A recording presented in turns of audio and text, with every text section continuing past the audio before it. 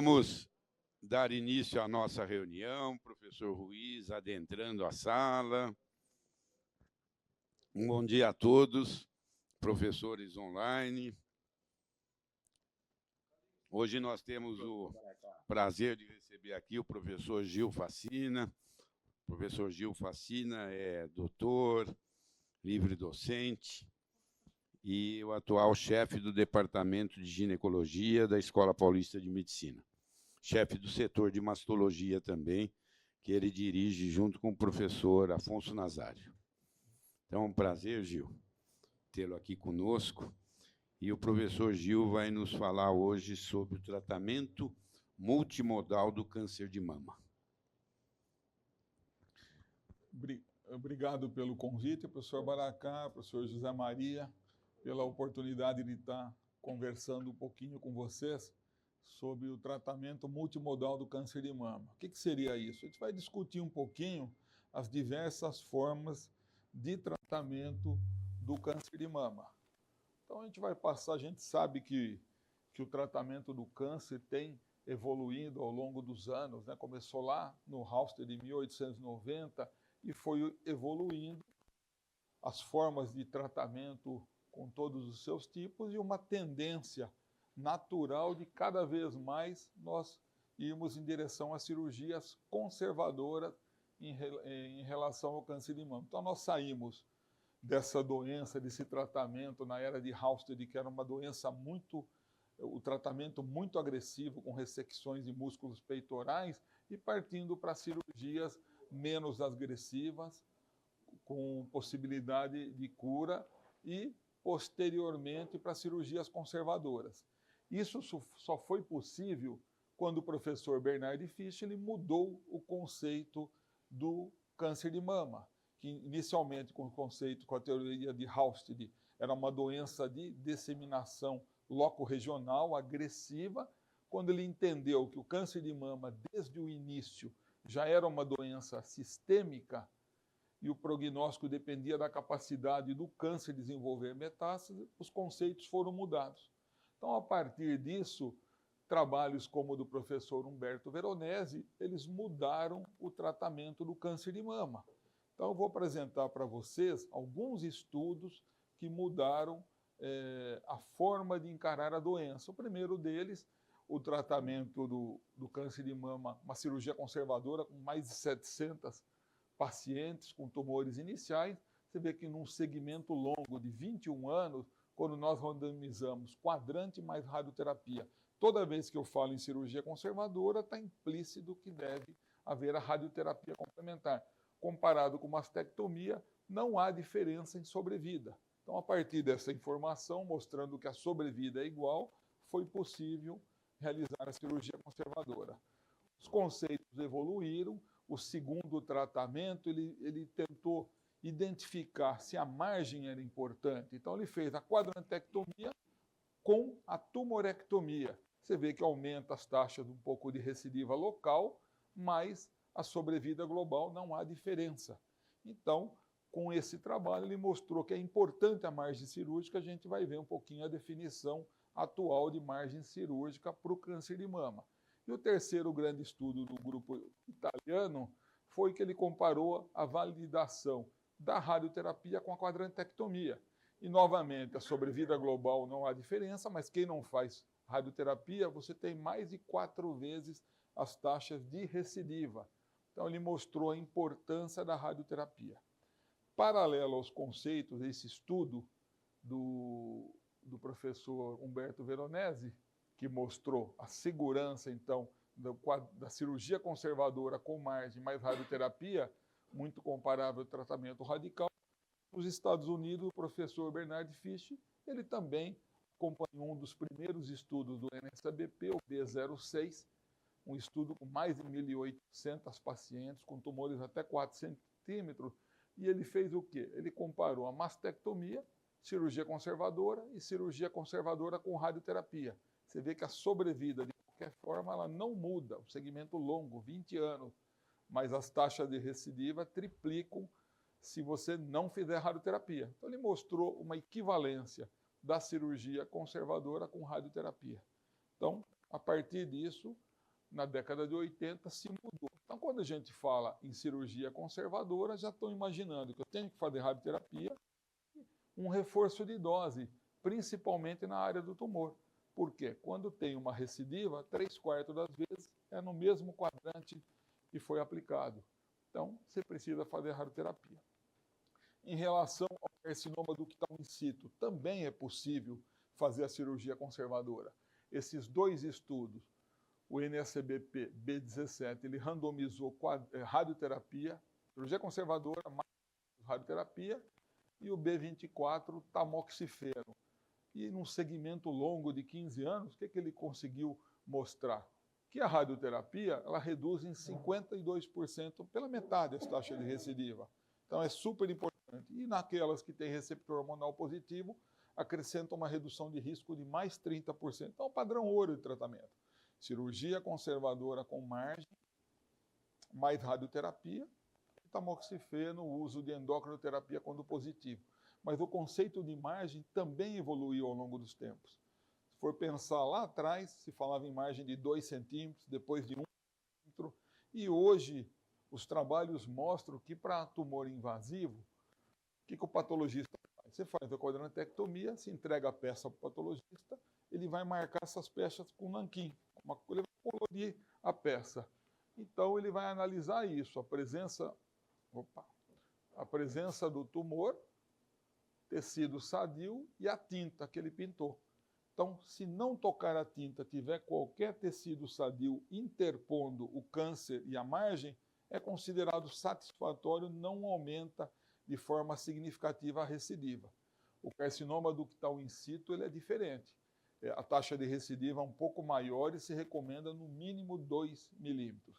Então, esses são os conceitos de margem. Cirurgia conservadora com margem livre, não ter comprometimento das bordas. Então, é possível, por exemplo, pegar uma paciente jovem, essa é uma paciente de 27 anos, com tumor de 2 e poucos centímetros, incisão periodolar, linfonodo sentinela, você tem um resultado satisfatório. A gente sempre tem que lembrar que é importante na cirurgia conservadora ter um patologista para fazer congelação das margens cirúrgicas, você diminui as taxas de necessidade de reabordagem e, se possível, marcar o leito tumoral com clipes. Por quê? Porque o radioterapeuta vai ter uma noção espacial de onde estava o tumor para fazer o reforço de dose na área. E você tem resultados aí com menos de 1 ano, mal se consegue ver a cicatriz cirúrgica, amplitude de movimento. A cirurgia conservadora tem grandes vantagens. Feito o diagnóstico do câncer de mama, a gente tem que estadiar. Você tem que ter uma noção do estadiamento para tentar adequar o tratamento a essa paciente. Eu acabei colocando esse diapositivo porque eu acho ele bastante didático. O tumor, o carcinoma ductal in situ, com qualquer extensão, ele é considerado estádio 0. Se você tem um tumor até 2 centímetros, nada na axila, estádio 1. Hoje mudou um pouquinho, se eu tenho micrometástases na axila, estádio 2, e depois vai evoluindo conforme avança. Tem o estádio 1, ou o tumor aumentou, ou manteve o tamanho e evoluiu para a axila, passa para estádio 2A e assim por diante. Então, estádio 2B, se pegar linfonodo, já é uma doença avançada, estádio 3, pele 3B, linfonodos e metástase. Então, isso é um jeito fácil da gente imaginar a evolução da doença e realizar o estadiamento dessa paciente. Feito o diagnóstico do câncer, nós vamos ter o tipo histológico. O mais comum dele é carcinoma ductal invasivo. O mais frequente, hoje ele é chamado de carcinoma invasivo não especial, porque 80% das vezes é a mesma doença. E os outros são menos frequentes. Mas o que evoluiu a partir do ano 2000 foi a possibilidade de classificar esse câncer segundo o subtipo molecular. Então, eram tumores que eram classificados geneticamente por tecido em tumores que respondiam ao hormônio luminais, que tinha expressão no HER2, que eram ativos, tumores mais agressivos. Esse é o ideal, mas na prática tem um custo muito alto, a gente não consegue fazer. Então a gente parte para a imunistoquímica para classificar esses tumores. Responde ao hormônio, luminais, tudo bom. baixa proliferação, receptor HER2 negativo. Ele é chamado de luminal A. Ele é um tumor que responde muito bem à endocrinoterapia e a necessidade de uma quimioterapia talvez não seja tão necessária. Ah, mas tem uma proliferação alta ou um HER2 hiperexpresso. Luminal B. Ele é um receptor hormonal negativo hiperexpresso, HER2. Ele depende muito de terapia-alvo. Quando disponível, essas pacientes têm um prognóstico muito melhor. E quando ele não responde nem a estrogênio, nem a progesterona, nem a HER2, triplo negativo. Na maioria das vezes, subtipo basal, e é um tumor mais agressivo. Hoje, com o uso da imunoterapia, nós estamos conseguindo atuar um pouco melhor nessas pacientes. A gente vê que a curva de sobrevida é diferente.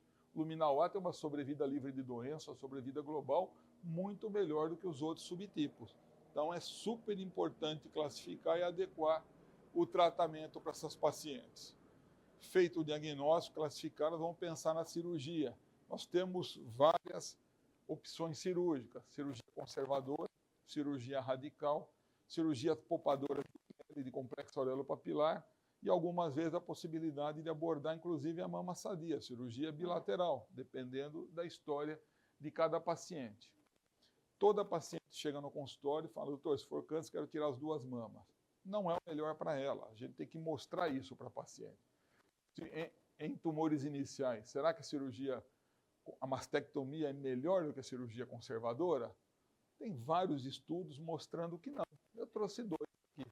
Um deles, esse estudo alemão, com mais de 7.500 pacientes, tinham tumores iniciais, até 3 linfonodos positivos, segmento longo de pelo menos 8 anos, acompanhado ao grupo controle, foram ajustados todos os dados, idades, características tumorais, terapia, e foram avaliados recorrência local, recorrência linfonodal, recorrência à distância, metástase, sobrevida global.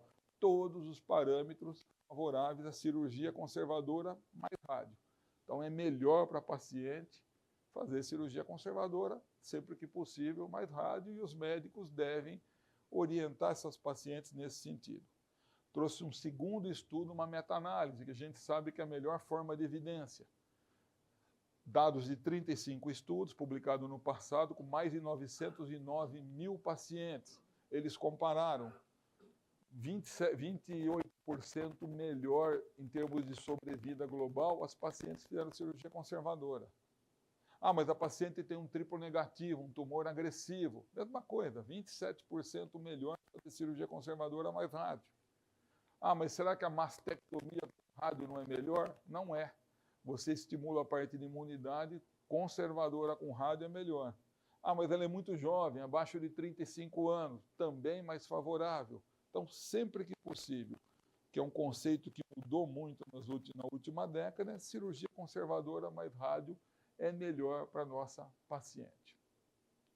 E cirurgia, então, sempre cirurgia conservadora, resultado melhor, amplitude de movimento e melhor em termos de sobrevida. E cirurgias radicais, retirar toda a glândula, preservar a pele ou pele e complexo aureopapilar. Tem outras indicações, lesões múltiplas, lesões extensas, você tem uma desproporção mama, volume do tumor, volume mamário, pacientes com mutações genéticas deletérias, tipo BRCA1, BRCA2, P53, que precisam de cirurgia redutora de risco, aí você pensa numa cirurgia. Qual que é o intuito? Retirar o máximo de tecido fibroglandular, preservar, fazer uma reconstrução imediata. Então, são para essas indicações principalmente. Então, essa paciente tinha um lobular invasivo, história familiar, feito adenectomia bilateral, com reconstrução imediata, resultado satisfatório. Essa outra paciente é uma paciente minha, 31 anos, com carcinoma ductal in situ na biópsia, tem um antecedente familiar, mastectomia, adenomastectomia bilateral, preservação de pele e reconstrução imediata. Então, são situações que têm uma indicação precisa. Se ela não tem mutação deletéria e a lesão é pequena, o ideal é cirurgia conservadora aqui em rádio. Isso é o tratamento mamário. Em relação à axila, na ausência de metástase, a gente sabe que é o principal fator prognóstico, né? A gente sabe que não altera a mortalidade, mas pode recidiva local. As pacientes que têm uma linfonodectomia, que a gente chamava de esvaziamento axilar, tem mais linfedema, parestesia, então, sempre que possível, fazer um tratamento mais conservador na axila. Então, nas pacientes que têm axila positiva, classicamente se faz uma linfonodectomia axilar. Você vai ressecar os linfonodos dos níveis de Berg 1, que é lateralmente o peitoral menor, e parcialmente dos linfonodos que estão atrás do peitoral menor. Então, esse é o tratamento clássico. Mas hoje, no diagnóstico precoce, tem muitas pacientes que têm axila negativa. Mas ele pode ser um fator prognóstico, essa avaliação, fator preditivo para tratamento quimioterápico e para radioterapia. Então, a gente precisa ter uma informação desse linfonodo. E, a partir disso, surgiu a possibilidade da pesquisa do linfonodo sentinela. Ela começou lá atrás, em 77, num câncer de pênis com corante, foi indicado para o melanoma, mas, posteriormente, Craig, em 93, usando o marcador radioativo, fez a validação para a mama e Juliano com o corante, que era mais fácil, conseguia identificar mais de 95% dos linfonodos, eles partiram para isso. Então, hoje, o conceito do linfonodo sentinela ele mudou. Lá no início falava, é o linfonodo que drena o câncer. Daí eles viram que, independente de onde injetasse, sempre ia para o mesmo linfonodo. Então, o conceito hoje é o linfonodo que drena a mama. Então, você pode injetar, classicamente se injeta mais subareolar ou periareolar, que é rico em drenagem linfática, e você vai, por exemplo, o marcador, fazer uma linfocintilografia, você tem o local da injeção periareolar e o local do linfonodo sentinela. Você vai atrás desse linfonodo para buscar essa informação. Então, por exemplo, lesão não palpável, dia a dia nosso, nódulo subclínico, linfonodo conservador. Então, é feita a injeção desse marcador, que pode ser o coloide ou o corante, algumas vezes se faz de forma combinada, ele vai drenar para esse linfonodo, você resseca esse linfonodo e pode fazer uma análise imediata. Então, essa foi a evolução da história. Tirava esse linfonodo e fazia análise. Se na avaliação desse linfonodo houvesse célula tumoral, você retirava mais alguns linfonodos. Então, aqui o exemplo de um estudo imediato, acabando identificando células tumorais, você ressecava mais um. Aí surgiu a dúvida em relação aos linfonodos. Então, incisões pequenas, você consegue identificar e ressecar esse linfonodo. Então, ele passou a ser um fator preditivo, né?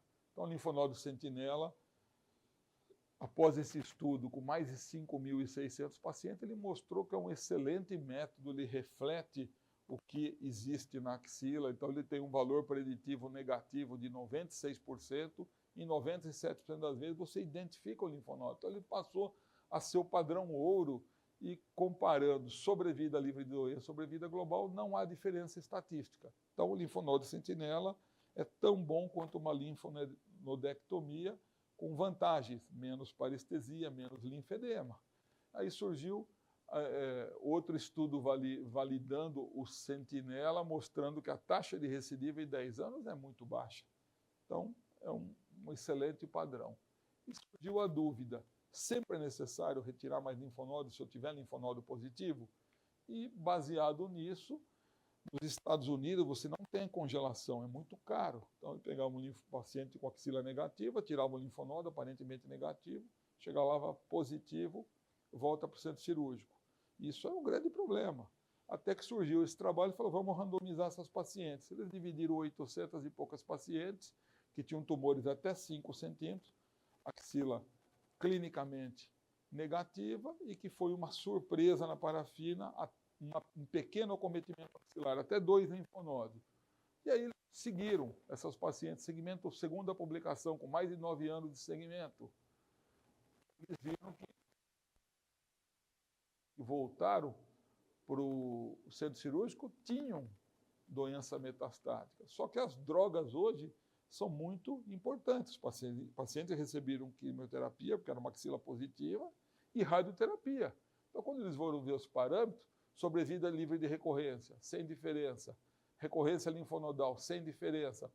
Locorregional, sem diferença. As curvas sobrepostas. Então, passou a ser um padrão ouro e foi o grande trabalho que mudou conduta na última década, que não há necessidade de esvaziar uma paciente que tem uma axila minimamente acometida. Então, isso lhe mudou as coisas.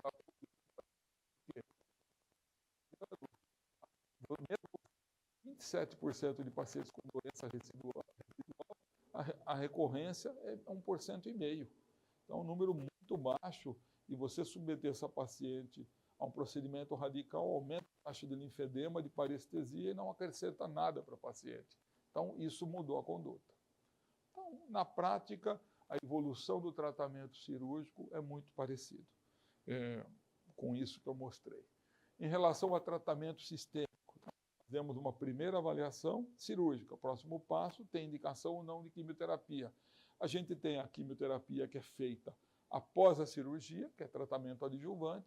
Você tem a quimio que é indicada antes da cirurgia primária ou neoadjuvante e a paliativa. Então, a quimioadjuvante é administrada após a cirurgia e a intenção é reduzir risco dessa paciente. Ela tem um potencial de curabilidade alto.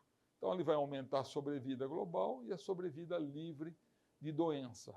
Então, tem alguns parâmetros que se levam em conta para indicar a quimioterapia. Volume tumoral, mais que 1 centímetro, linfonodo positivo, se tem outros achados, como tumor grau 3, HER2 hiperexpresso, invasão angiolinfática, tudo isso faz com que o oncologista ele avalie o risco dessa paciente para indicar um tratamento adjuvante.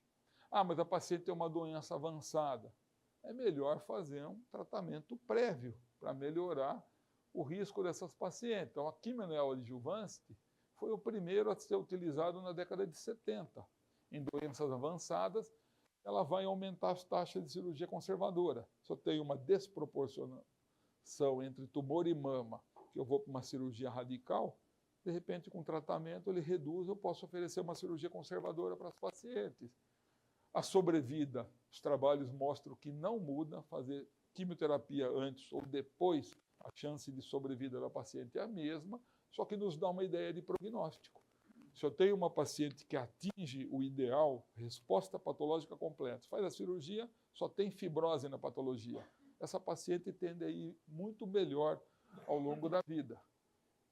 Quem são as pacientes que respondem melhor? Jovens, que têm tumores ductais, indiferenciados, receptor hormonal negativo, uma taxa de proliferação medida pelo Ki67 elevada, um HER2 hiperexpresso. Essas são as condições que a gente espera uma melhor resposta à quimioterapia neoadjuvante. A gente pode sair de uma situação de repente sumir tudo. Ela faz uma quimionel e você não identifica mais lesão. Então você pode oferecer para essa paciente uma cirurgia conservadora. O que a gente tem que ter de cuidado para pensar nessa forma? Tem um tumor grande, se responder bem, vou para a conservadora. Eu tenho que fazer uma avaliação da imagem dessa paciente antes e após a quimioterapia. Então, é uma indicação precisa de ressonância magnética com contraste. Faz a mamografia antes, mamografia depois, ressonância magnética antes, ressonância magnética depois, e você vai correlacionar se houve mesmo uma redução.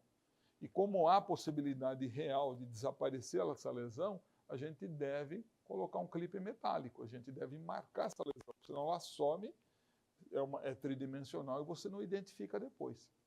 Além disso, o está na cirúrgica, a gente tem que fazer congelação das margens dos linfonodos, quando eu fiz tratamento sistêmico, porque se eu tiver doença, eu tenho que ampliar a cirurgia. Que mais? Identificar o leito tumoral, por exemplo, com um clipe cirúrgico. Tem trabalhos que falam que se 1 a 8 clipes, com 3 ou mais, ele consegue identificar tridimensionalmente essa lesão. Então, ele consegue fazer uma radioterapia de reforço de dose, um boost na área certinha. Então, pelo menos 3 clipes. A maioria dos colegas geralmente deixa 4, um em cada ponto cardinal da cavidade cirúrgica, né?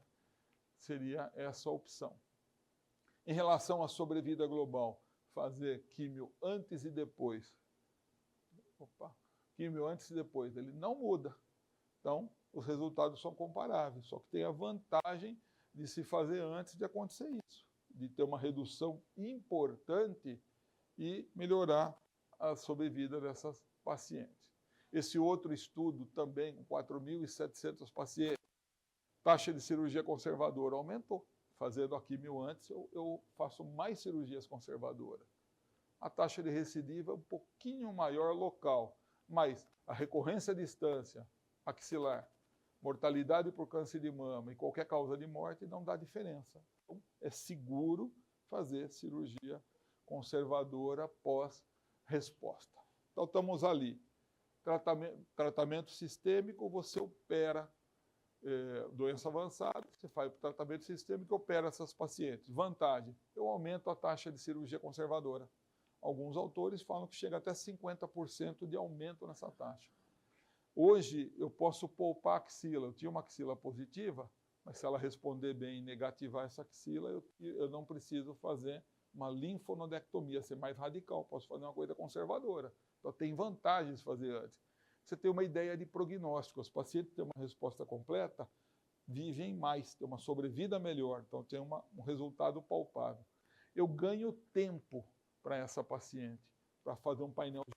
Hoje, tem gente que defende, eu acho que deveria fazer uma testagem universal, genética para paciente com câncer. Só não dá para fazer pelo custo ainda, mas está reduzindo cada vez mais. Né? Então, você ganha tempo para fazer um painel genético e para discutir, na maioria dos casos, uma reconstrução imediata para essa paciente. Então, você tem ganho de tempo, vantagem. E mais, o que surgiu de novo? Possibilidade de um tratamento adjuvante. Eu tratei lá atrás. Não sumiu tudo, eu posso oferecer um novo tratamento para o paciente. Então, tem muitas vantagens fazer um tratamento antes. Então, se eu tenho doença residual, fiz a quimionel, não sumiu tudo, para o triplo negativo, esse estudo, CREATE-X, ele mostrou que quem recebe Xeloda, capecitabina, após o tratamento cirúrgico, fiz a químio, ideal, operei, não sumiu tudo, dei Xeloda para ela mais 6 meses, aumenta a sobrevida global em 8%. Aí no HER2, mesma coisa. Não sumiu tudo, a gente muda a droga da terapia-alvo para TDM1, você tem um ganho de sobrevida que chega em torno de 5% e sobrevida livre de doença, intervalo livre de doença invasiva, de 11%. Então mudou um pouquinho o conceito. Se você tem doença agressiva, é melhor oferecer químio antes, porque se não responder, eu tenho mais algo a fazer. Eu ganho mais de 8% a 10% para essas pacientes. Então, você pega os guidelines hoje, antigamente falava, não, é operável, vamos para a cirurgia. Não. Passou de 2 centímetros, vamos ter 2. Se possível, começa com tratamento sistêmico, tem vantagem. E talvez eles colocam considerar a partir de 1, porque essa paciente já tem indicação de tratamento sistêmico. Fazendo antes, eu consigo saber se vai ter doença residual ou não e oferecer uma nova droga para a paciente. Então, quanto antes começar com tratamento sistêmico, melhor. Então, resumindo, tratamento sistêmico primário, cirurgia, respondeu tudo, complementa com rádio e bloqueio hormonal quando é receptor positivo. Não respondeu, eu posso pensar num novo tratamento sistêmico. Então, esse é o algoritmo que nós temos hoje.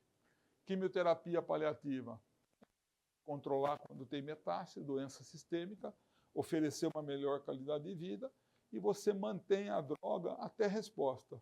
Começou a ter evolução da doença, muda para a segunda, terceira linha, assim por diante. Terceira etapa do tratamento, a radioterapia. Ela tem finalidade de controle. Hoje você tem radioterapias, planejamento tridimensional, que consegue delimitar a área que deve receber a dose, distribuição de dose bastante adequada e poupar áreas nobres como cardíaca e pulmonar. Então, a radioterapia hoje 3D, o IMRT, ela é fundamental. Quando que eu irradio? Já comentei, toda vez que tem cirurgia conservadora do que tal in situ ou invasivo, eu tenho que irradiar. O tecido vizinho da doença é de alto risco para recidiva. Mas eu fiz a mastectomia, já dei um controle bom, já tirei tudo. Não, mas o tumor era muito grande, passava de 5 centímetros, um T3, também irradio. Pegou os limites, pegou a pele, T4B, também irradio. Há linfonodos positivos, a doença disseminou, a gente sabe que a taxa de recidiva é maior, também radio. Esses são os conceitos atuais. Mas se eu começar com uma químio, era positiva, comecei com a químio e sumiu o linfonodo. Será que é interessante fazer essa rádio? Ela acrescenta alguma coisa? Publicação fresquinha 2 semanas atrás, avaliando essa questão. Estudo prospectivo, fase 3, que pegou pacientes que tinham axila positiva, fizeram o tratamento sistêmico e negativaram essa axila. Foi randomizado rádio e sem rádio, avaliado intervalo livre de recorrência, morte, recorrência à distância. Então, na prática, 1.500 pacientes, randomizados em 2 grupos, 772 receberam a rádio axilar, 784 não. Segmento ainda curto, mas de 5 anos, um segmento bem razoável, tiveram 109 eventos. A média das pacientes foi de 52 anos, 40% delas pré-menopausa, T2 em 60% do caso, metade era receptor hormonal positivo e tinham uma taxa bastante elevada de doença HER2, que é o subtipo que mais dá metástase axilar. 78% das pacientes atingiram resposta completa, a grande maioria fez cirurgia conservadora, sentinela em 55%, aquele tratamento adjuvante pós-químio só em 0,7%, e foi revisado nos prontuários, em 80% dos prontuários, a qualidade da radioterapia estava dentro do padrão e estava conforme o planejado. Então, em relação à mortalidade, intervalo livre de recorrência, não teve diferença nenhuma. As curvas se sobrepuseram. A mesma coisa nos objetivos secundários, recidiva, sobrevida global. Então, os autores concluíram nesse trabalho prospectivo que os linfonodos axilares que negativaram com a quimionel, a radioterapia axilar regional não melhorou os desfechos. Ainda um segmento curto para oncologia, 5 anos, e os conceitos ainda vão demorar um pouquinho para mudar, mas provavelmente você não vai ter essa indicação de radioterapia. E, por fim, o tratamento endócrino para todas as pacientes que têm receptor hormonal positivo. Então, pode ser um pouco só, 1%, pelo menos, vale a pena. São drogas interessantes, com poucos efeitos colaterais. Nós temos um modulador seletivo do receptor de estrogênio, o bom e velho tamoxifeno, 50 anos de uso na prática. Ele entra dentro do núcleo da célula, ocupa os receptores esteroídicos e vai reduzir o risco dessa paciente. E os inibidores da aromatase, da enzima aromatase. Nós sabemos que na mulher menopausada você tem produção pela suprarrenal da androstenediona e a testosterona, que são convertidas nos tecidos periféricos pela enzima aromatase e transformadas em estrona e estradiol. Quando eu bloqueio essa ação enzimática, eu reduzo em mais de 90% os níveis séricos de estrogênios. Então, seria o padrão de uso para essas pacientes. Então, tamoxifeno, receptor hormonal positivo, posso usar tanto na pré quanto na pós-menopausa, e ele tem uma ação hormonal do receptor, tal qual um contraceptivo, uma terapia hormonal. Então, aumenta o risco de tromboembolismo e câncer de endométrio. Então, precisa ficar orientando essa paciente. O inibidor de aromatase é só na mulher na pós-menopausa. Ele bloqueia também a ação nos ossos, então aumenta um pouquinho o risco de fratura, de osteoporose, dores musculoesqueléticas, mas ele é um pouquinho melhor que o tamoxifeno. Em termos de sobrevida livre de doença, ele ganha em torno de 3, 4%. Então, é o padrão ouro para o tratamento. Então, quando a gente vai avaliar a endocrinoterapia, você tem redução da recorrência em 15 anos de 11%, redução de morte em quase 10%.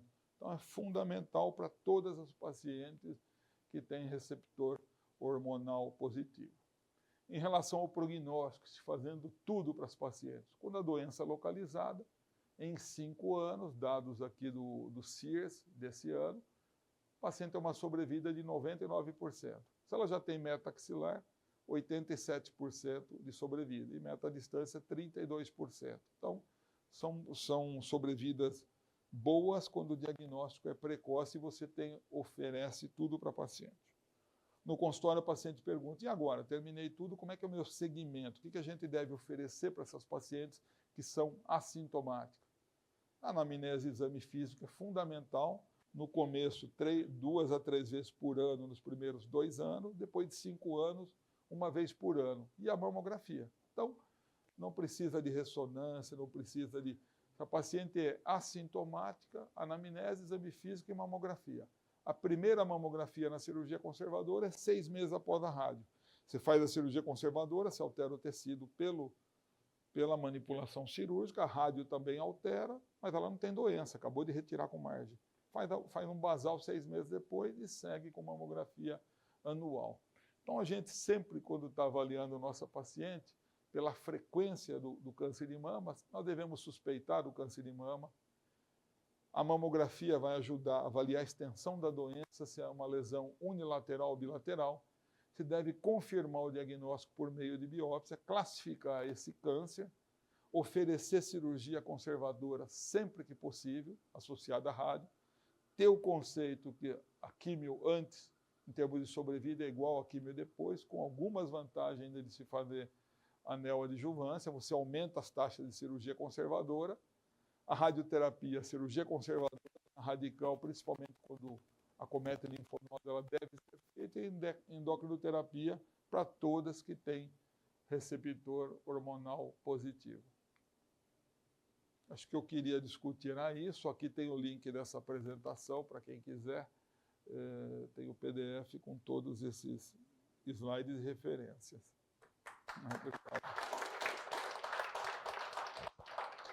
Parabéns, Gil, pela excelente apresentação, uma visão panorâmica do tratamento do câncer de mama, e temos que agradecê-lo uma vez mais por estar aqui conosco. Colocando agora o tema em discussão, Nilo Bosini. Oi, Nilo. Vou deixar o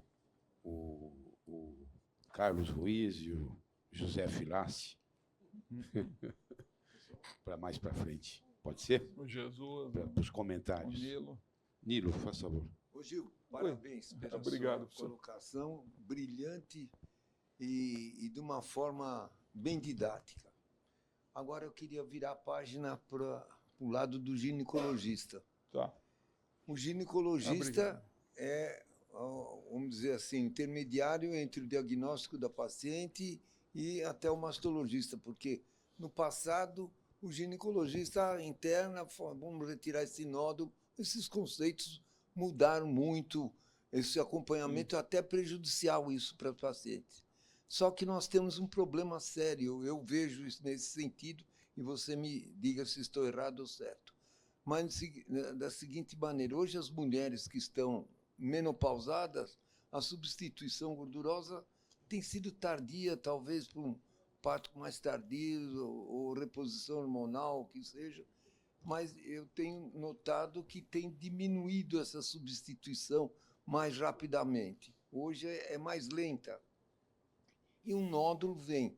Aí um dia ela faz uma mamografia num lugar, está estável, tem esse nódulo assim. Vem um ano seguinte, o nódulo mudou, aí vem Bihardes 3 e assim por diante. Apenas um conceitozinho para esse velho aqui de que eu queria saber. Mas eu não entendi a pergunta, professor. O senhor quer? A conduta que a gente tem que tomar frente a isso, nessa colocação. Tá. Você acha que foi ruim? Eu acho que não. É uma coisa que pode acontecer para qualquer um de nós. Pode o senhor está fazendo o acompanhamento e surge uma lesão. Então, se essa paciente é uma lesão não palpável e apareceu no segmento, se ela tem uma faixa etária de risco, por exemplo, 40 anos ou mais, é o ideal fazer uma biópsia. É um momento perfeito. Se ela tem uma estabilidade, tem há mais de 3 anos essa lesão, a gente pode ficar tranquilo, mas qualquer evolução, ou é um nódulo novo, uma faixa etária de risco, é melhor fazer ou modificou a imagem, né? Isso. Só mais uma coisinha. Aí, conceitualmente, por exemplo, o radiologista, ele fala assim, estável esse nódulo. Aí veio o outro ano, o outro fala assim, olha, Bihardes 3, a gente tem que mudar a situação de conduta. Não sei O se risco do estou câncer de mama, quando o BIRADS ele é bem classificado, realmente é um BIRADS 3, margens regulares, é muito baixa. Tem autores que acham um câncer em BIRADS 3 a cada 450, 500 biópsias, 0,2%.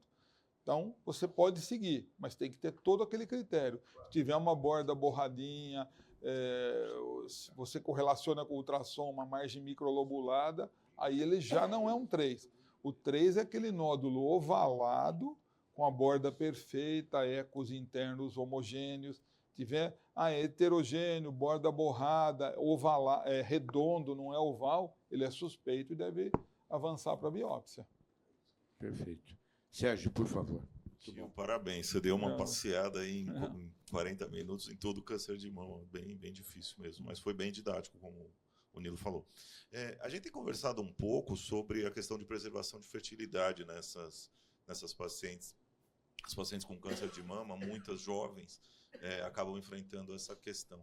Quando que você aborda isso? Como que você fala sobre isso com a paciente? Se isso é uma prática no dia a dia? Porque a gente vê que, em geral, não é.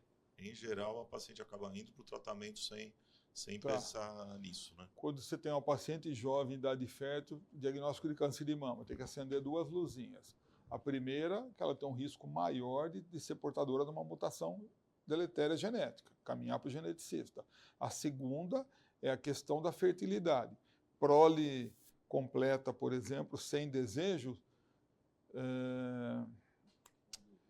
contraceptivo seguro, não hormonal, DIU de cobre, DIU de prata, não, sem hormônio. Eu tenho desejo, encaminhar para a pessoa que faz a reprodução humana coletar esse óvulo o óvulo o mais rápido possível, para a gente não perder esse tempo, não atrasar uma quimioterapia. Porque o ideal é você, hoje eles conseguem, quem faz reprodução humana, consegue em 2 semanas, 2 a 3, coletar o óvulo. Ele consegue interromper o ciclo, ciclar e coletar. Então, encaminha imediatamente. Então, jovem, tem que perguntar a prole completa, e se ela coletar esse óvulo, também não engravidar durante o tratamento. Também encaminha para uma avaliação, por exemplo, uma colocação de um DIU de cobre. Perfeito.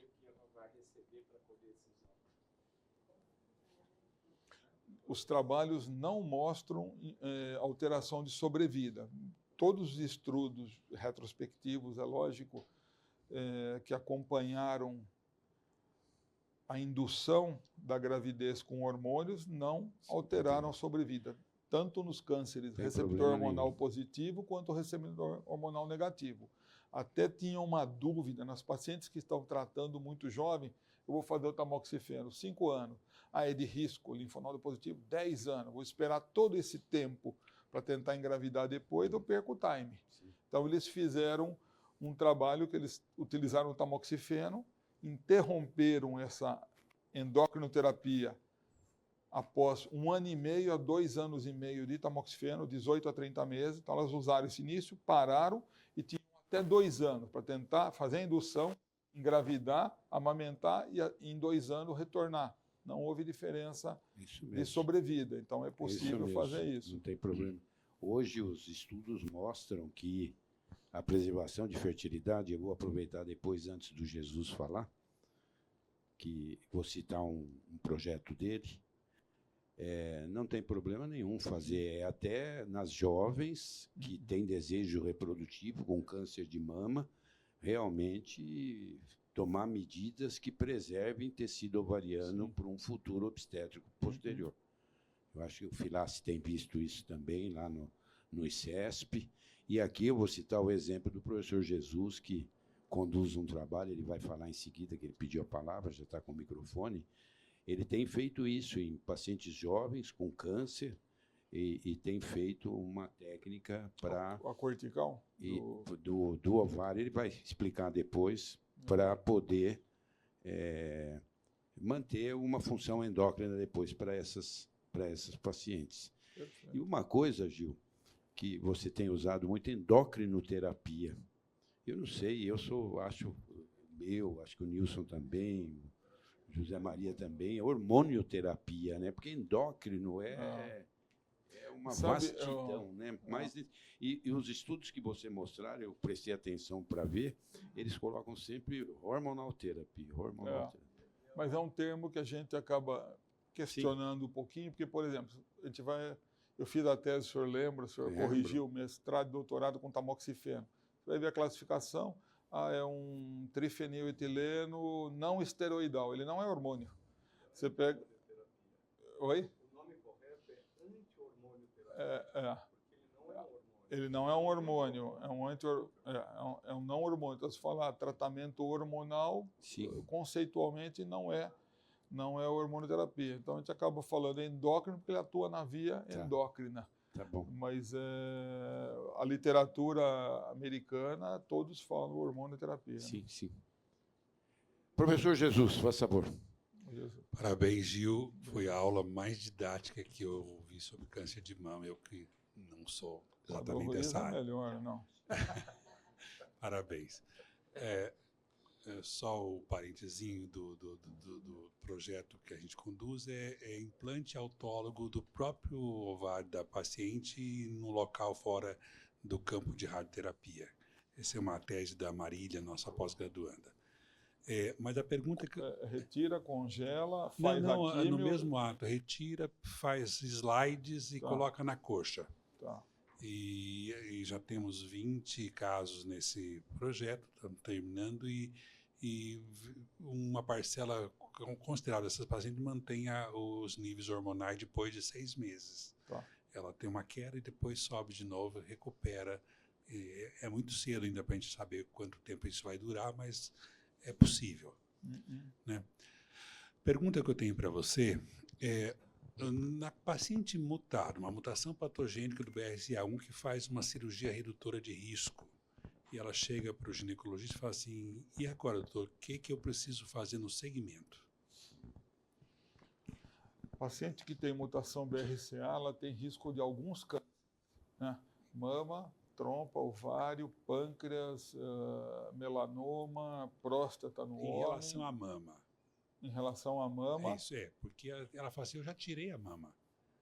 Eu preciso fazer mamografia, ultrassom, ressonância? Se você fez uma adenectomia bilateral oncológica, deixando só aquele tecido adiposo perto da pele, e faz uma reconstrução, por exemplo, se ela tiver uma recorrência, é na superfície da pele, você vai palpar clinicamente. Ela não tem indicação de mamografia. O que acontece é que algumas vezes, para diminuir o risco a cirurgia tem complicações. Você faz uma DNE fina, tem necrose de complexo areopapilar, de pele, e é bastante frequente em estatística.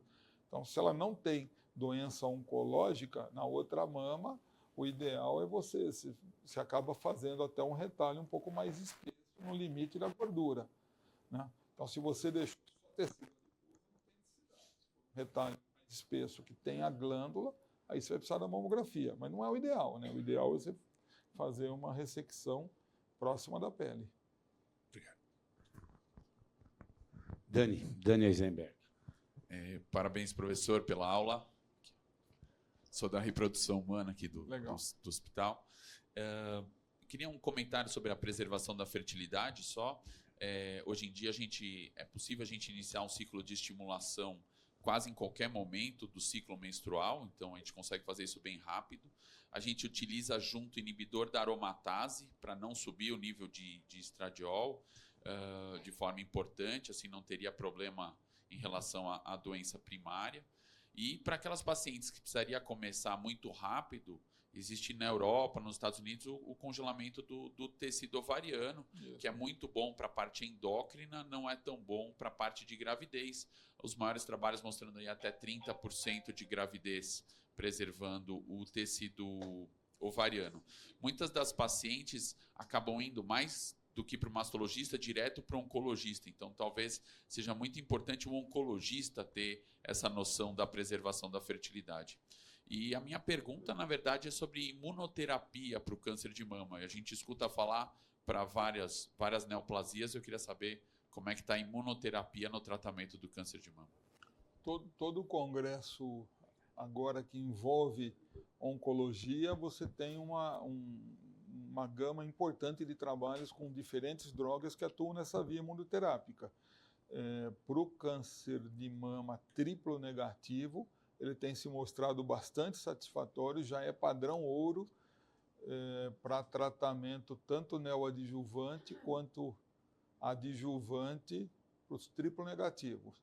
Está começando alguns trabalhos também em luminais, mas é bem inicial. Mas o que nós temos hoje é para triplo negativo, inclusive ampliando o número de drogas. O pembrolizumab é o atual, mas, por exemplo, tem o sacituzumab govitecan, tem trabalhos mostrando benefícios também, está um custo gigantesco, né, porque as drogas vão variando, mas eles têm mostrado benefício nesse que seria o subtipo, que era o calo do oncologista, porque você não tem droga. O receptor luz luminais, você tem os tratamentos endócrinos 5, 10 anos.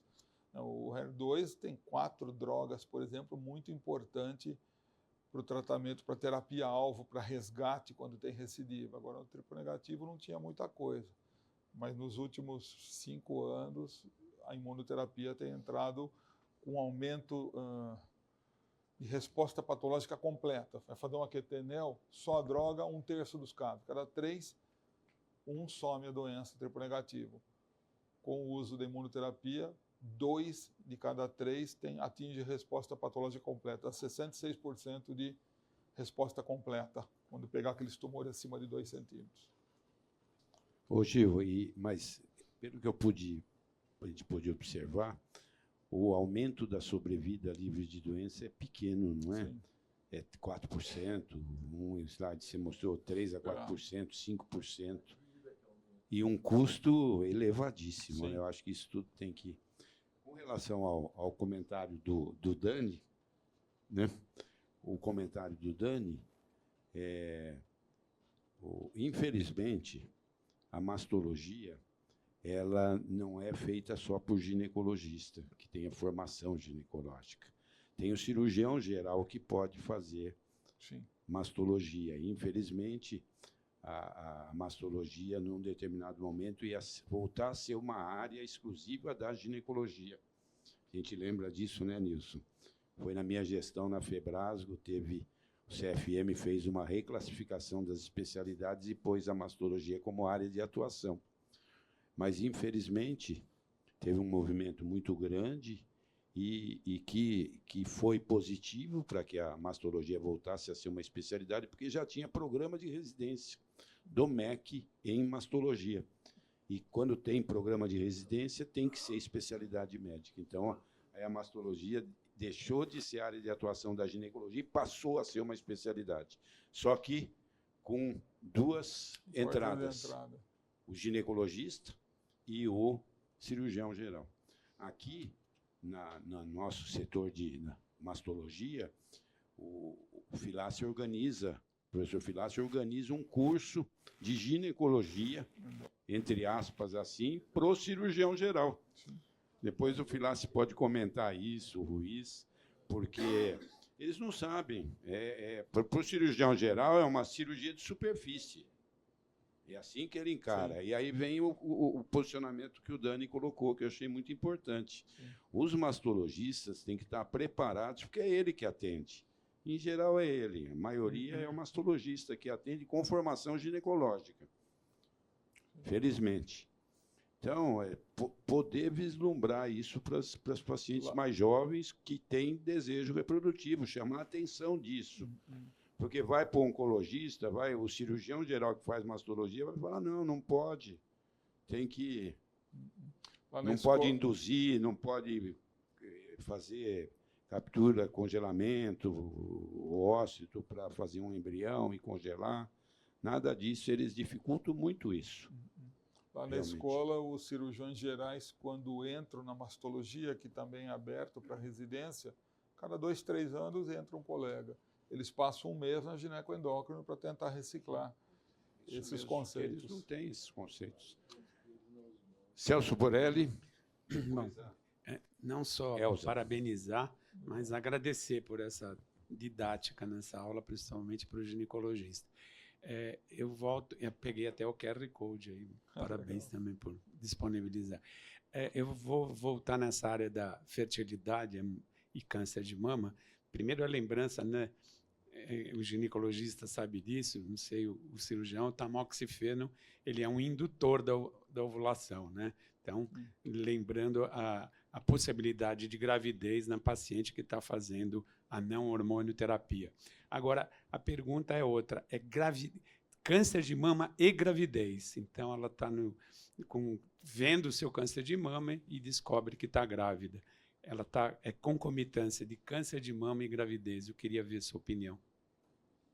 É uma situação difícil, porque se envolve tanto a parte emocional da paciente, são pacientes jovens que têm uma sobrevida alta, frequentemente com uma doença grave, então envolve uma parte emocional bem importante. O fluxo de tratamento muda pouco. Então, assim, cirurgia, o quanto der. Você não precisa esperar nenhuma semana, você tem drogas seguras, anestesia geral e opera. Até indicação de químio, você tem que preservar a fase da embriogênese. Então, as primeiras 14 semanas você não faz químio. Depois, você usa praticamente todas as drogas, excetuando o anti-HER, que ele vai atuar, vai produzir provavelmente um oligoâmino na paciente, então eu não posso usar trastuzumab. Então, as pacientes que têm o HER2 hiperexpresso, elas são prejudicadas. E eu não posso usar drogas que atuam no metabolismo do ácido fólico, tipo o 5-fluoracil, né? Metrexato. Então, que atua nessa via, não posso usar. Você começa com 14 semanas e tem que parar um pouco antes do parto. Quanto? 3 a 4 semanas antes, para dar tempo da paciente recuperar, para a criança não nascer com uma imunodepressão, com uma leucopenia. Então, você vai de 14 a 35 semanas, isso muda. Tamoxifeno não pode, ele dá malformação, só pós-parto. Radioterapia, vetado, só pós-parto. Então, tem essas considerações, mas você trata de acordo. Doença avançada, deu 14 semanas, quimionel. Terminou, opera. Dá para tratar direto, opera e começa a quimio. Radioterapia e tal. O que muda um pouquinho, é difícil, a média do diagnóstico é em torno de 23, 26 semanas, dependendo da estatística. Então, segundo trimestre. O fluxo segue. Quando é no primeiro trimestre, é um pouco complicado. Aquela que está sendo investigada tem uma biópsia e volta grávida. Aos 7 semanas, acabou de ter um diagnóstico. Aí há uma chance importante de eu terminar todo o tratamento sistêmico e atrasar a radioterapia. Essa paciente vai para um pior prognóstico. E a questão de interromper a gravidez? Aí talvez você precise de mudar a conduta, ao invés de conservadora, ser radical devido a esse atraso da radioterapia. Interromper a gravidez não melhora a sobrevida. Então não tem indicação nenhuma. Isso aí. Tem indicação de interromper a gravidez. O ideal mesmo é não engravidar. Não ter esse azar, né, vamos dizer assim. Já tem um azar, tem mais um junto, que é a gravidez. Elza, por favor. Professor Gil, muito obrigada pelo seu ensinamento, viu? E de uma maneira muito clara, muito didática. Eu trabalho com energia aqui na ginecologia e a gente vê que pacientes que usam os inibidores de aromatase, principalmente, mais que com o tamoxifeno, elas têm uma resposta que não é imediata na melhora do trofismo vaginal, da incontinência urinária. E muitas vezes, essas mulheres jovens que usam, no caso das pacientes de inibidor da aromatase, já é com mais de 50 anos, elas precisam de muito mais aplicações de tecnologia que as pacientes que estão na menopausa ou no climatério, certo? Então, eu queria perguntar para o senhor, há necessidade de usar uma terapia hormonal, seja o promoestreno ou o estriol? Mas o estriol, às vezes, a própria paciente não quer usar porque o oncologista falou que não pode. Eu queria que o senhor me dissesse. A maioria dos trabalhos que fazem revisão de literatura não não mostra aumento de risco, não tem maior recidiva em quem usa. Então, terapia tópica vaginal, ela é muito utilizada, nós usamos, mas na bula está contraindicado. Isso tem que mudar, né? A gente está até desenhando, por exemplo, estudos para... Até tinha conversado com o professor José Maria, para a gente fazer com espectrometria de massa, fazer uso vaginal, dosar a parte sérica para ver se tem absorção, se isso impacta em alterações hormonais. Qual esse? Qual o promestrieno, o estriol. Tem. É liberado pelo FDA nos Estados Unidos, é liberado pela o Vagifem, que é o 17-beta-estradiol, 10 microgramas. O tratamento de 1 ano equivale a um único comprimido de 1 miligrama por via oral. Ou seja, 1 ano de tratamento é igual a 1 miligrama, que é dose baixa. Então, o FDA já aprovou o Vagifem nos Estados Unidos, e a EMEA já aprovou também na Europa para a utilização. Está em Brasil, com a Anvisa demora, já está 1 ano e meio na Anvisa para essa aprovação. Já está em demorando. bula, Então, logo saia, sabia. isso será colocado, né? O estriol, ele só existe na mulher grávida. Ele é 100 vezes menos potente que o estradiol. Entendeu? É um uso local. Então, e tem o promestriano. O promestriano está na bula, mas se utiliza na prática clínica. E vem em doses menores ainda, porque tem o equivalente ao Vagifem, mas com 4 microgramas, que talvez entre no Brasil nos próximos 2 anos. Tá. Né? Inclusive o promestrieno, nós temos trabalhos aqui do professor Salinho Eba, junto com o César Fernandes, mostrando que, do século passado já, esses estudos, hein? Mostrando que ele fez dosagens hormonais e não mudava absolutamente nada. E aqui no HC, Gil, nós aprovamos já o promestrieno, está liberado para as mulheres que tiveram câncer de mama para uso. Está aprovado aqui dentro do Instituto Central do HC. Sim, as energias, isso, comparado com o promestrieno. Então, é um estudo que está em andamento aqui. Professor Carlos Ruiz, nosso mastológico, ginecologista que faz a mastologia. Que faz mastologia, isso. E, primeiro, quando eu saí de casa essa manhã, Gil, eu sabia que minha manhã ia ser diferente, sabe? Eu tinha certeza, Gil. A sua didática é maravilhosa. Você conseguiu trazer para a gente, de uma forma extremamente palatável, né, o tratamento, o diagnóstico, o segmento do câncer de mama. Então, isso, olha, sensacional, Gil. Valeu a pena, eu peguei o seu QR Code, já copiei, já passei para um monte de gente, né, porque é isso que as pessoas precisam, esse tipo de informação, né? Sua didática, eu adoro suas aulas, foi bem ao encontro do que eu já esperava de você. Maravilha, maravilha. Eu tive a honra de poder, ainda no século passado, conviver com, no meu modo de entender, o maior mastologista desse país, que foi o professor Pinotti, que trouxe para a gente uma série importante de novidades, né?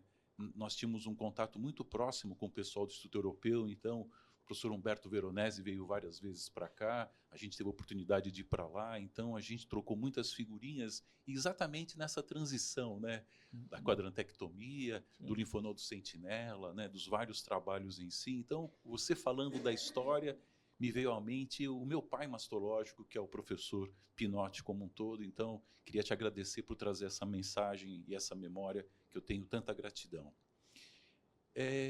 Eu só queria fazer uma pergunta para você, frente a tudo isso que você trouxe para nós, né? Eu sei que você é uma pessoa que pratica, e eu queria entender, nisso tudo que você trouxe, aonde se encaixa a cirurgia oncoplástica? Né? O que você entende da oncoplástica? Por exemplo, eu faço oncoplástica, grande parte dos mastros fazem, alguns não fazem, não é pecado nenhum, né? Mas como é que você vê nisso tudo a cirurgia oncoplástica como um todo? E, de novo, muito obrigado pela sua presença. A Casa de Arnaldo sai maior hoje. Obrigado, Gil. Muito boa pergunta, viu, Ruiz? Eu que agradeço as palavras. A oncoplástica ela mudou muito o conceito do mastologista. Ela entrou forte nos últimos 20 anos. Eu tive a oportunidade também, igual você, de ficar em Barretos 2 anos fazendo reconstrução. E assim muda, eu já tinha 20 anos fazendo mastologia. Muda totalmente a forma de encarar a cirurgia. Você busca uma simetrização, algumas patologias, algumas doenças que você ia causar uma deformidade importante, que na década de 90 a paciente tolerava muito, porque ela tinha tido um câncer, hoje já não tem essa tolerância tão grande. Então, você oferece uma simetrização maior, uma possibilidade de num caso, rodar um tecido, retirar uma margem de segurança maior e preencher um tecido, uma área da mama que você causou um defeito pela localização do câncer. Então, é fundamental e as técnicas são bem importantes. Então, a paciente fica muito, muito agradecida, você se sente um pouco melhor. O grande estímulo que eu tive uma paciente, mãe de um colega, um conhecido, tem uma doença muito agressiva, um triplo negativo, que cresceu na vigência de quimioterapia, e de repente você vai fazer uma cirurgia radical, você tem uma dificuldade importante de fechamento, porque a doença avançou e chegou na cirurgia, era muito maior. E você vai na literatura, não tinha sinal nenhum de doença metastática. Você fala, não, eu tenho que conseguir margem livre porque impacta na sobrevida, ela não tem doença metastática e causa uma dificuldade importante. Aí eu acabei indo buscar um pouquinho dessa formação, mas é uma evolução importante. Acho que o mastologista ele abre um leque de opções para oferecer para o paciente muito maior. A gente já fazia junto, né? Mas assim, uma década anterior se fazia com o plástico, mas assim, você vai tira o nódulo e ele ajuda e não sei o quê, mas você sente melhor quando você está atuando, acho que de forma mais completa junto do paciente, né? Muito bom, Gil. Professor José Roberto Filassi, ao vivo e em cores. Não, em cores eu também apareço aí, viu? Não é só... Olha o Salomão. Olha, o Salomão está em preto e branco. Ele está comendo chicletes aí, é bonitinho. É bonitinho. Ele precisa tomar estrogênio. E hoje, quando eu saí de casa, né, Ruiz, eu sabia que eu ouvi, mas tudo bem. Parabéns, você. A gente sabe como é que é, tanto é que eu te convido muito para as coisas, né? Esse apanhado histórico que já elogiaram, realmente é um histórico com atualidade, né, que você fez assim de uma maneira extremamente didática. Parte disso eu queria lembrar, assim, por exemplo, margem cirúrgica por congelação foi o trabalho do Alfredo Barros, em 99, foi o pessoal daqui com o professor Pinotti. Depois teve os primeiros trabalhos do linfonodo sentinela, que foi o Piatto até que teve. E esse de clipe, tem o trabalho mais citado do Gustavo, que até eu estou junto, chama Interessa o clipe ou não? E nós no ICESF costumamos pôr o clipe, inclusive, com uma sutura com mononylon, porque é gordura e ele sai do lugar. Então, realmente, teve... a história da cirurgia conservadora teve... Depois que surgiu a oncoplástica, começou a ficar todo mundo corajoso, não é? E teve o efeito Angelina Jolie. Foram uns anos que era mastectomia para todo mundo, até ser in situ, até hiperplasia atípica, né? E agora estão caindo na realidade de novo. Sobre a história do QT-NEL, né? Cada vez nós vamos ter mais QT-NEL ou não QT. Não QT não vai operar, né? Porque depois que surgiram esses estudos genéticos de tumores, né? O Oncotype, etc., cada vez menos pacientes estão sendo submetidos à cirurgia e nós temos condição de fazer cirurgia conservadora, né? Com radioterapia. E em pacientes já tem os trabalhos depois de 60 anos que às vezes não precisa radioterapia ou às vezes não precisa nem hormonioterapia, não é? Já estão surgindo, ou seja, a cirurgia mesmo de mama já vai acabar. Isso aí vai ser histórico mesmo, né? Vai ser uma coisa histórica. Nós temos um problema sério aqui, a cultura do Brasil doença de mama procura oncologista. Tem um oncologista clínico tratando CA in situ, hiperplasia atípica. Essa é uma cultura que surgiu porque, desde quando ele foi presidente da Sociedade Brasileira de Mastologia, eu falava para você, vai acontecer isso. Então, o paciente fala, mas primeiro eu preciso ir no oncologista, né? Essa cultura tinha que mudar. Poxa, já tem uns 50 anos isso, então, Filassi? Tem. Pois é. Agora, umas perguntas que fizeram aqui, até o Judá, assim, da preservação, nós não podemos encaminhar para a preservação de fertilidade, porque 15% das nossas pacientes têm menos de 40 anos. E nós temos cerca de 1.000 pacientes novos por ano. Então, são 150 casos de preservação de fertilidade, não tem Cristo que vai pagar isso daí, entendeu? Mas vamos tentar, vai ter que ser em projeto, porque senão vai surgir um monte de processo. Já está em andamento. Então, eu sei os projetos. Uma coisa que eu falo muito para o Nilson, essa história da inibidor de aromatase ser melhor que o tamoxifeno em 4%, 5%, surgiu entre 2005 e 2010, quando compararam o tamoxifeno com o inibidor de aromatase, e aí ganhou o inibidor de aromatase, que era mais caro, tal, né? Quantas pacientes tomavam fluoxetina e sertralina naquela época lá? Todas. E o que acontece com a sertralina e a fluoxetina com o tamoxifeno? Usa o mesmo CYP2D6 e não existe a transformação. Essa diferença está no antidepressivo que elas tomavam.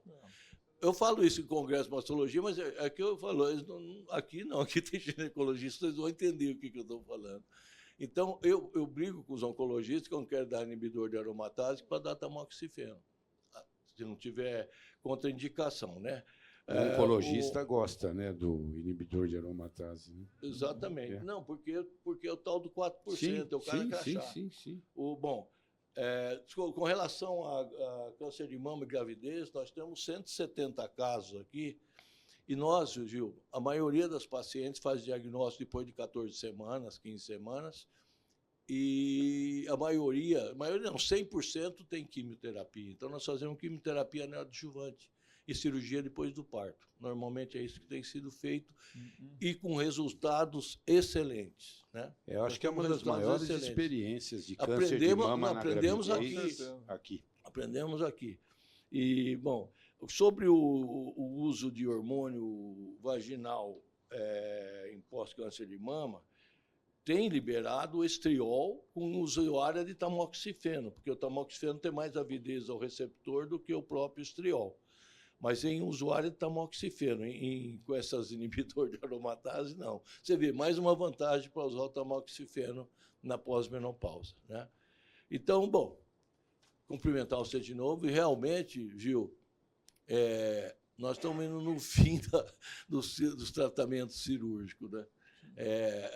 Que eles estavam perguntando aí da imunoterapia. A imunoterapia vai acabar com o câncer, vai fazer, inclusive, vacina contra câncer. Né? Isso não tem dúvida, nos próximos anos, e evoluiu muito com a história do Covid. O que se estudou de imunoterapia, de imunologia em Covid, então, adiantou. Eu acho que a nossa mastologia vai durar pouco e talvez a oncoplástica, que eu acho que as coisas mudaram. O mastologista novo tem que fazer oncoplástica. Os nossos residentes eram os primeiros lugares no tema, né? O título de especialista. Agora estão tirando lá para trás, porque estão dificultando o ensino da oncoplástica para os nossos residentes. E a gente vem discutindo isso já faz uns 10 anos, pelo menos. Então, é imprescindível, e imprescindível que aprenda direito, porque não pode fazer oncoplástica sem saber o que está fazendo. Né? Tá bom? Parabéns, Gil. Abração. Então, isso que ele está comentando, a evolução dos tratamentos sistêmicos é muito clara, né? As respostas que tem, daqui a pouco a gente vai estar batendo em 95% e muito provavelmente faz uma radiocirurgia local, soma a rádio em cima do clipe que você deixou e vamos acompanhar. Isso não vai impactar a sobrevida. Hoje nós estamos pegando, tem estudos acima de 70 anos, é rádio e bloqueador hormonal. Mas será que os dois acrescentam alguma coisa? Então estão fazendo. A rádio se acaba num período curto, sei lá, 5 dias, segunda a sexta você termina a rádio. O tamoxifeno num baixo risco, o paciente menopausa, 60 e pouco, 70 anos, será que vai acrescentar? O que acrescenta é quase nada. Então já estou começando aquele conceito de redução do tratamento. Ou faz hormonal, mas também causa um monte de problema e o tempo é prolongado, ou faz da rádio intraoperatória num dia ou ultra hipofracionada em 5 dias e só acompanha a paciente. Então, cada vez mais esse tratamento vai ser mais localizado e a cirurgia tende a regredir. O problema é que ainda nós temos casos avançados e doença agressiva, né? Mas provavelmente a cirurgia vai ficar para esse nicho. Doença muito agressiva, que a paciente faz um câncer de intervalo e aí talvez não tenha uma resposta tão grande, ou nos casos avançados, né, negligenciados. Muito bom, Gil. José Maria? Pois é. Gil, parabéns, obrigado. Eu acho que você fez uma epistemologia completa do tratamento do câncer de mama, principalmente os pontos, né? Você mostrou a evolução do Hallstatt até a cirurgia conservadora, você mostrou o papel da quimioterapia com a neoadjuvância muito bem, reduzindo o tumor e permitindo uma cirurgia mais conservadora. Obrigado, professor. Você mostrou também a importância do linfonodo sentinela, a nova classificação da expressão gênica e também no tipo molecular, e finalizou com algo muito novo, né? Que seria o papel da radioterapia. Mas a minha dúvida é no triplo negativo. Esse, em geral, parece ser um pouco mais agressivo. Tanto que nós fizemos aqui um trabalho junto com o Filace, com o receptor de melatonina e expressão da melatonina nesses tumores. E está menor no triplo negativo. Então, provavelmente a evolução deles é pior. Mas a pergunta, isso eu vou pôr você um pouquinho para você pensar e me dar sua resposta como mastologista. Na Europa tem um grupo que está sendo chefiado pelo Tommaso Simontini, também com um grupo espanhol, que eles estão querendo, depois de uma resposta patológica completa, depois de 5 anos, introduzir terapia hormonal nessas mulheres com triplo negativo. E eu queria saber com você, o que você acha disso? Então, é cedo para aplicar isso na rotina, mas já tem trabalhos mostrando que nesse grupo, nessa corte, não teve aumento de risco, né? Não aumentou as taxas de recorrência. Talvez tenha que ser desenhado um estudo prospectivo, com placebo e hormônio, e observar a longo prazo para entrar numa prática. Esse eu participei do congresso até junto com o André,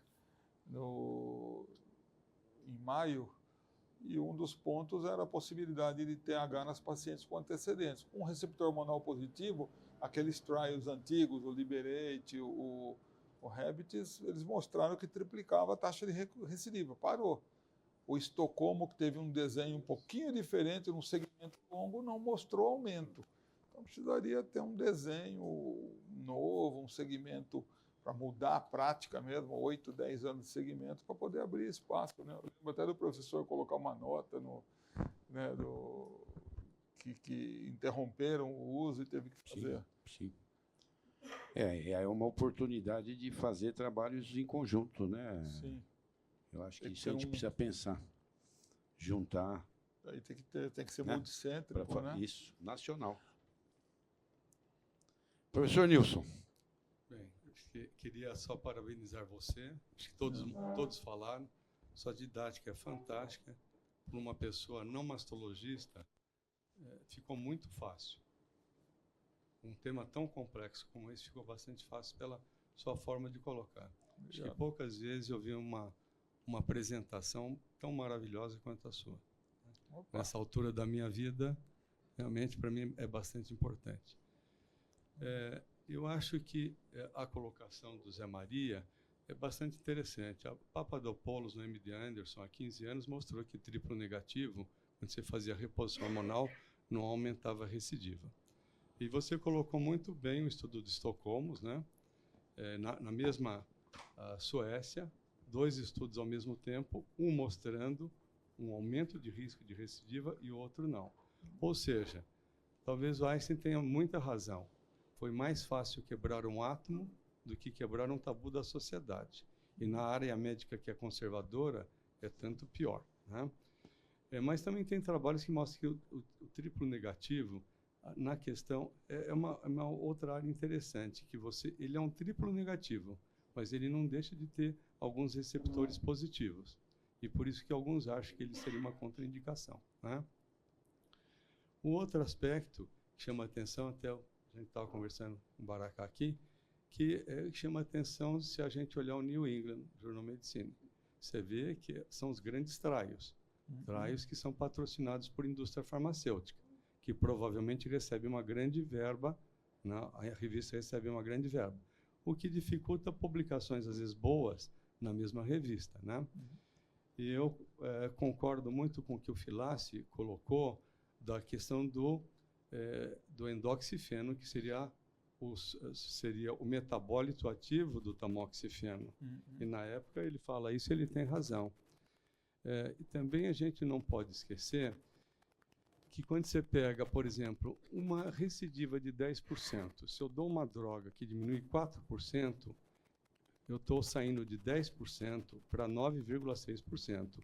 Para mim, isso não tem significado, mas a indústria farmacêutica faz dessa forma. Então, eu acho, eles não põem nem questão de risco relativo, porque a hora que a pessoa olha 0,4 de diferença não vai fazer.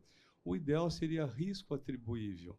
Se você colocar risco atribuível, não tem sentido você dar, no meu ponto de vista, inibidor de aromatase que liquida com a qualidade de vida da mulher, com dores articulares bastante importantes.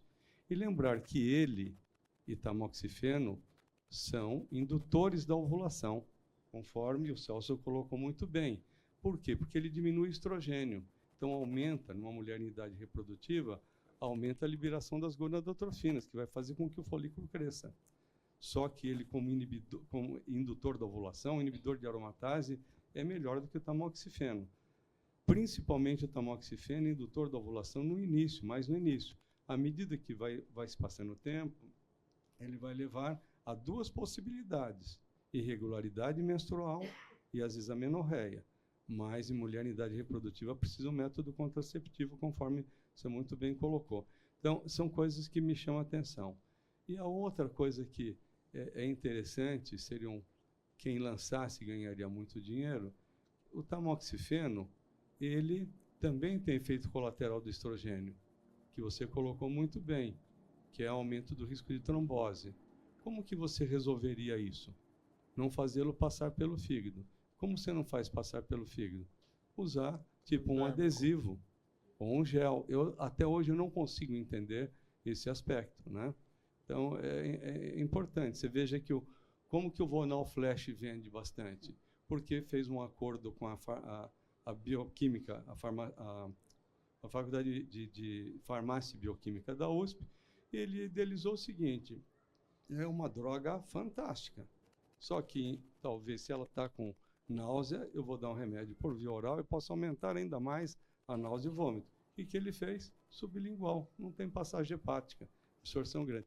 Então, eu não consigo entender por que ninguém fez ou um sublingual e uma outra forma via não oral, né? Então, é bastante interessante para a gente pensar. E parabenizar realmente, que é aula fantástica. Muito obrigado, Nilson. Na escola, a gente chegou a pensar num trabalho, uma época, para mastalgia, formular o tamoxifeno em gel para aplicar direto na mama e reduzir, mas você tem a dificuldade que você não consegue padronizar muito isso sem a indústria, né? sem ter um padrão para ter um trabalho, mas aí seria para mastalgia uso tópico, né? Você tem toda a razão, você tem que tirar da circulação hepática, né? Muito bom. Na Inglaterra, 15 anos atrás, eles tentaram fazer isso como paciente que tinha hiperplasia atípica, etc. Mas ele teria que ser o metabólico do tamoxifeno. Mas a questão é que era um negócio que saía muito caro, muito difícil, só ele tinha tecnologia e não foi para frente. A gente tentou até trazer para cá algum emprestado dele, uns potinhos lá, mas não teve. E parou. É endoxifeno. Porque o tamoxifeno não adianta nada, não absorve, não adianta nada. Muito bom, viu, Gil? Vem cá, Gil. Ó, são quase 9h30 e estamos com o nosso horário espremido, mas o Nilson falou do New England. Eu vou só contar um caos aqui, hein, Dani? O primeiro transplante de útero de doadora falecida foi feito o paper para publicar e foi mandado, nós mandamos para o Human Reproduction. Recusou. De cara. Fertility Sterility também recusou. As duas revistas recusaram. Aí, conversando com o Dani, vamos mandar para o editor de duas outras revistas. Do New England, hein, Dani? Fizemos uma carta para o New England, para o editor e para o Lancet, dizendo do trabalho, do caso, que era inédito, era o primeiro do mundo, com um recém-nascido vivo em casa.